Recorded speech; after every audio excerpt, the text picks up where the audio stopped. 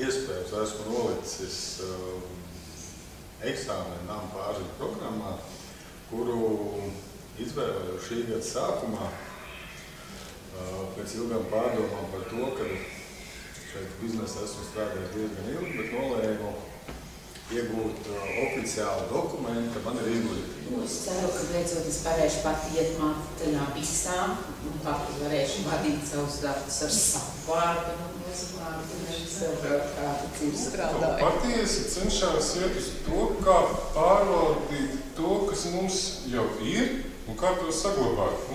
Tas arī ir vērtīgi. Padarīts smags darbs, uz ko diezgan grūti, teiksim, bija varbūt sevi piespiest, jo tik sen ir bijušas kaut kādas mācības. Tā kā bija noteikti jāsaņem.